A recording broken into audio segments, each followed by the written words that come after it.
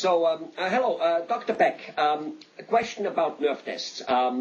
People keep asking, most of us who have not gone to medical school and hopefully haven't gone through millions of doctors for years and years, having things explained, we don't really know what a nerve test does. How long does it take? Is it an outpatient thing? Is it something you go in for a minute, an hour? Is it a painful thing? Tell us about it. Yeah, a lot of people don't know about nerve testing because it's not real common.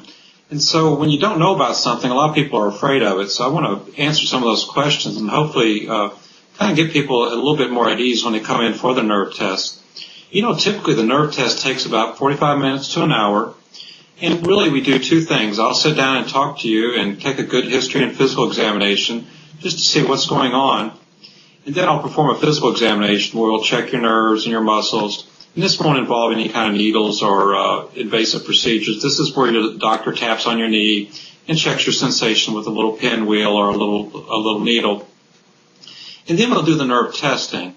The nerve testing has two components to it, or two parts. One part is where we do use a little needle. It's a real small pin, and where we check the electrical activities on the muscles in your arms and legs.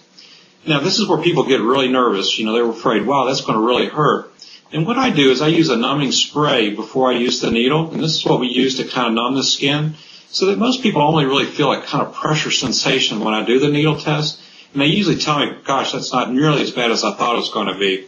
And so most people have very little discomfort with the procedure. Now, the other part of the nerve testing is where we stick these little electrical stickies on your hands and feet. And this looks just like an EKG tab. We hook little wires to the stickies, and this is all on the surface of the skin. And then we stimulate the nerves with electrical stimulator. Now, this, again, is not uncomfortable, but it may surprise you because it's like getting a little stimulation or electrical stimulation, which gives you a little bit of a jolt. And, again, most people tell me after the test, but, gosh, that really wasn't nearly as bad as I thought it was going to be, or nearly as bad as my friends told me it was going to be. So most people have no problem with the testing. Now, once we get the results, we can find out if you do have nerve damage and if you need some type of treatment to prevent further nerve damage. For example, if you do have carpal tunnel syndrome, and this is a condition where you get numbness in your first, second, and third fingers, tingling, some weakness in the hand, if that's really bad, then we can get you on to see a surgeon about getting this released, and so you won't lose the use of your hand from the permanent nerve damage.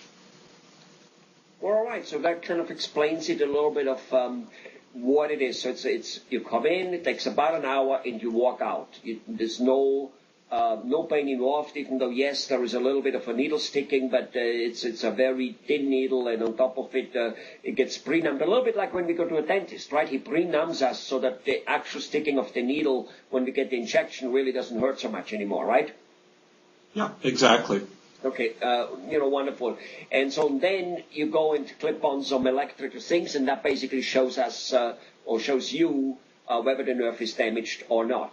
Now, is it possible that a person has, let's say, carpal tunnel or some such stuff, and numbness in the legs, in the toes, and he does not have a nerve damage, and does actually the nerve is not damaged yet, and the correcting of the carpal tunnel is a lot easier than if it would be damaged already?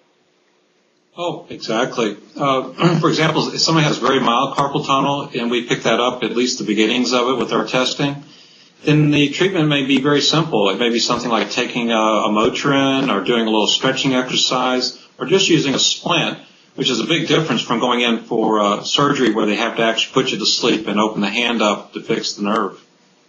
I see. So what is the danger of, let's just say I'm having carpal tunnel because I'm working on the computer all day long, or I'm having an elbow thing, a tennis elbow or whatever you call that stuff, right?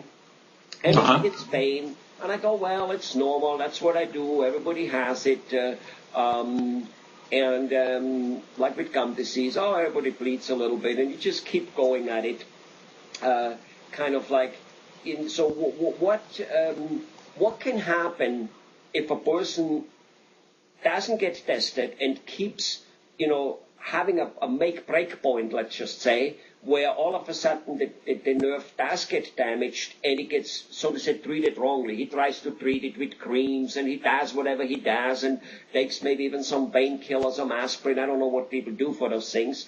So basically he applies the wrong treatment too long, and the center of it, the nerve, is keeping getting damaged.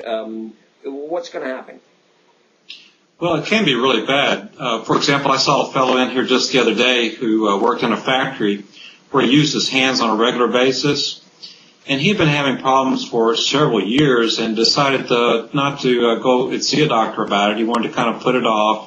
Again, use things like you said, creams or Motrin, and just simple things, and hopefully not have any more problems. Now, by the time he got to come to see me, the thumb muscles were wasting away. They had irreparable nerve damage to them.